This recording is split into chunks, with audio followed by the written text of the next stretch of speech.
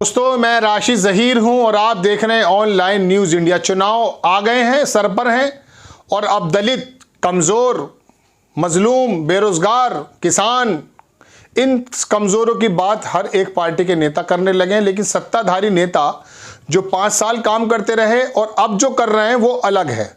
अब दलितों के साथ बैठकर खाना खाया जा रहा है। 5 बरस तक आरोप है कि उनकी कोई सुध नहीं ली गई, लेकिन अब बैठा जा रहा है और सांसद भी बैठे हैं, योगी आदित्यनाथ जी भी बैठे हैं और हमारे प्रधानमंत्री जी तो इस तरह का काम अक्सर करते रहते हैं। और लेकिन चुनाव के समय जब ये काम होता है और बाकी समय उन दलितों की, उन लोगों की, कमज़ोर लोगों की नहीं सुनी जाती, तब सरकार के काम पर सवाल उठता है। आपको एक तस्वीर दिखाएंगे जिसमें गोरखपुर के सांसद रवि किशन लिखते हैं कि दलित भाई के साथ खाना खा रहा हूँ। कितना बड़ा एहसान किया इन्होंने। अनुराग डंडा हैं, पत्रकार हैं, अक्सर लिखते हैं, ये लिखा इन्होंने कि ये दलित के साथ भोजन करना नहीं, रवि किशन जी अव्वल दर्जे का छिचोरापन है। वो बर्तन भी दिखाएंगे आपको और दलित किस हालत में बैठा है वो भी दिखाएंगे, और रवि किशन जी किस तरह से फोटो खिंचवाकर योगी आदित्यनाथ जी का अनुसरण कर रहे हैं ये भी आपको दिखाएंगे। आगे लिखते हैं, ध्यान दीजिए तो दलित का बर्तन अलग है और नेताओं का अलग। दलित तो बेचारा झोला टांग के बैठा है कि फोटो के बाद बाहर निकाल दिया जाएगा। अपने घर में भला कौन झोला टांग के खाने बैठता है।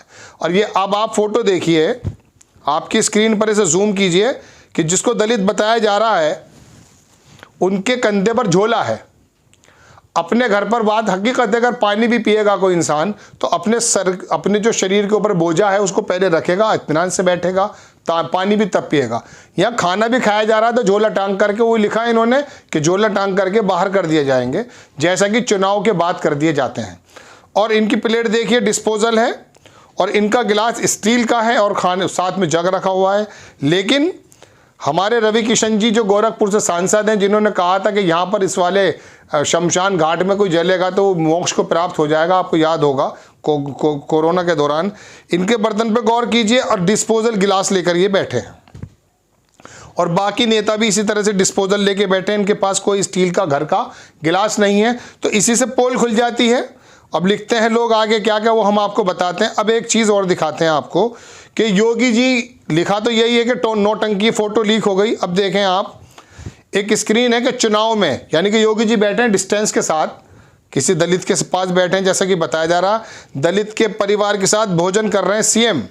और बराबर भी लिखते हैं, सरकार में हाथरस पीड़िता गैंग रेप कर हत्या का दर्द, ये चार्जशीट में सीबीआई। बहरहाल हाथरस में जो रोल हुआ एक दलित परिवार के साथ, उसको पूरे प्रदेश ने देखा, पूरे देश ने देखा।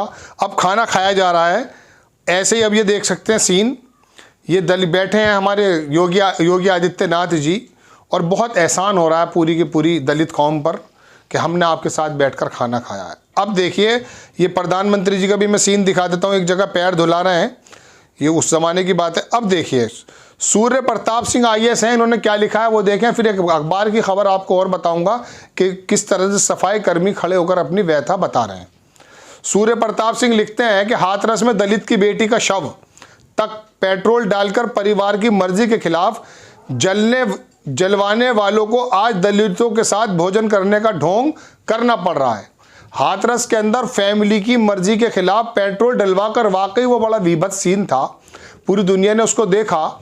और हाथरस की अब उस घटना को कांग्रेस शासित प्रदेशों के अंदर ढूंढा जाता है। हमारे गोदी मीडिया के जो एंकर्स हैं, हमने आपको खबर बताई भी थी कि वहाँ पर भी ऐसे ही हो रहा है। तो दलित परिवार की, हाथरस की बेटी के साथ तो होता कि परिवार को वहाँ के अधिकारी थ्रेट करते हैं, धमकियाँ देते हैं, उनको बदनाम करते हैं, कैंपेन चलाते हैं बदनामी का। और अब जब अब आ चुका चुनाव, तो अब क्या क्या लिख रहे हैं ये कि हाथरस की दलित की बेटी का शव तक पेट्रोल डालकर परिवार की मर्जी के खिलाफ जलवाने वालों को आज दलितों के साथ भोजन करने का ढोंग करना पड़ रहा है। अखिलेश यादव की सोशल इंजीनियरिंग ने अहंकारियों को उनकी जगह दिखा दी। उत्तर प्रदेश में बदलाव होगा और होगा, ये लिखते हैं सूर्य प्रताप सिंह।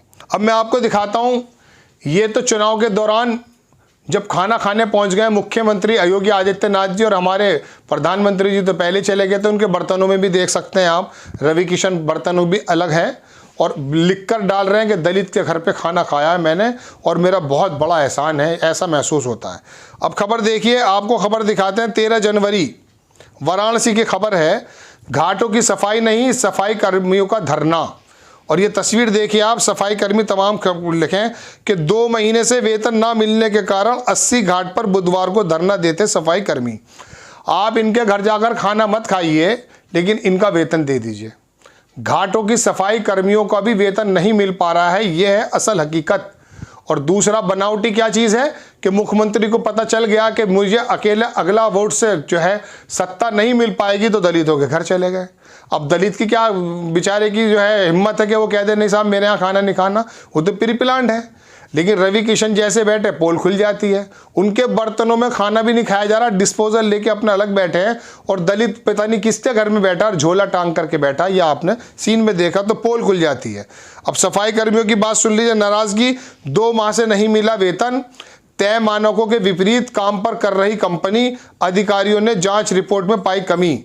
गंगा घाटों की सफाई करने वाले सफाई कर्मियों ने बुधवार को नगर निगम के अधिकारियों के खिलाफ जमकर नारेबाजी की, 80 घाट पर धरना प्रदर्शन किया। सफाई कर्मियों ने बताया कि गत नवंबर महीने से उन्हें वेतन नहीं मिला है।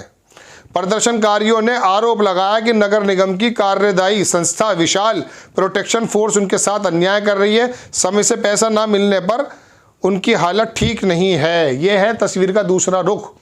नगर निगम आउटसोर्स करा देती है, फिर वो सुनते नहीं हैं।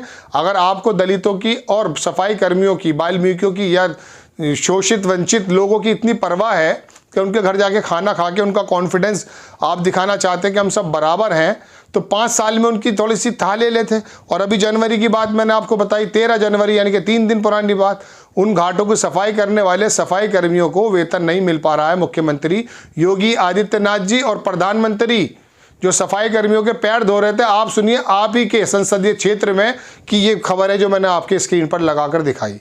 तो ये नाटक और ये नौटंकियां जो ये कह रहे हैं, ये अब चलने वाली नहीं है। दलित, कमज़ोर, ओबीसी, पिछड़ा, सब लोग समझ चुके हैं कि आप धर्म की राजनीति करके सब लोगों को या तो 80% हिंदू बनाना चाहते हैं या 20% मुसलमान बनाना चाहते हैं।